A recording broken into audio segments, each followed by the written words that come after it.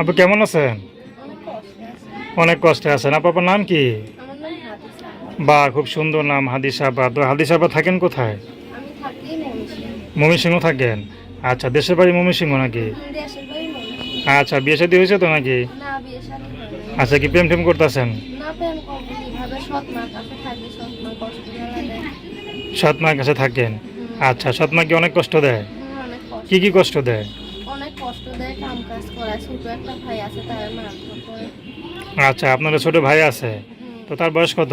তার বয়স 7-8 বছর। 7-8 বছরের মতো হবে না? আচ্ছা, তা আপনার বয়স কত চলে? আমার বয়স 18। 18 বছর।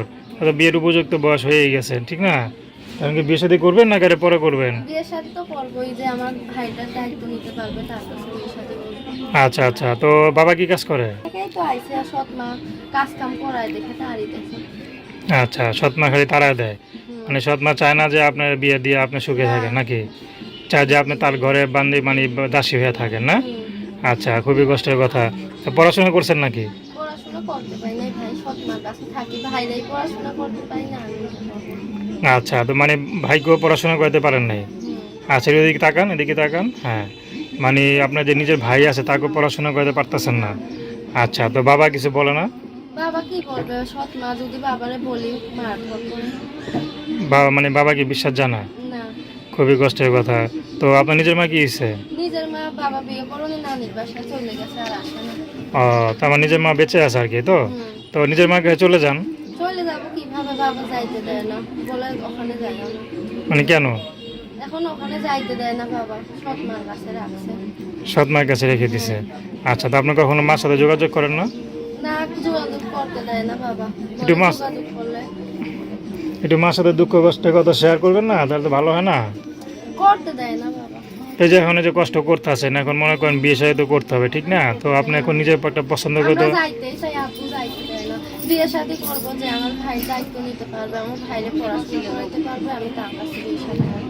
আচ্ছা আচ্ছা, তো এখন মনে করেন কি যদি আপনার ভাই দায়িত্ব নিতে যায়, সে যদি একটু বিবাহিত হয় বা বয়স্ক হয়, তার সমস্যা আছে সে নাকি? বয়স্ক হোক, যে আমার ভাই দায়িত্ব নিতে পারবে, আমি তার কাছে বিয়ে শাদী করবো।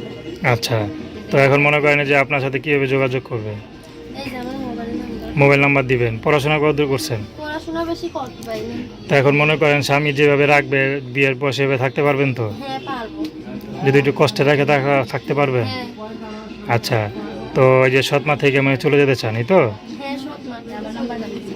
আচ্ছা, তো এখন আপনি কি সৎমাকে জানাই বিয়ে করবেন নাকি না জানাই বিয়ে শাদী করবেন? এখন যে আমার দায়িত্ব নিতে পারবে, আমার ভাইয়ের দায়িত্ব নিতে পারবে, আমি তার কাছে বিয়ে শাদী করবো। আচ্ছা, সৎমা যদি না জানতে পারে গোপনে করবেন নাকি? সৎ মা জানবে কিভাবে ভাই, সৎ মা জানলে কি আর বিয়ে শাদী দিবে? আচ্ছা, তো এই যে আপনি এখানে যে আসছেন, সৎমা জানে? না ভাই, জানে না। জানেন না? আচ্ছা, তো আপনার সাথে কীভাবে যোগাযোগ করবে? 01326258749। আরেকবার বলেন। 01326258749। আচ্ছা, তো এই নাম্বারে ফোন দিলে আপনার সাথে যোগাযোগ করতে পারবে, এই তো? আচ্ছা, তো দর্শক, প্রেম ভালোবাসা সাহায্য সহযোগিতা বিয়ে শাদী করা একান্তই আপনাদের ব্যক্তিগত ব্যাপার। তো আসুন আমরা 5 ওয়াক্ত নামাজ পড়ি, সবসময় দেশের সেবা করি। আসসালামু আলাইকুম।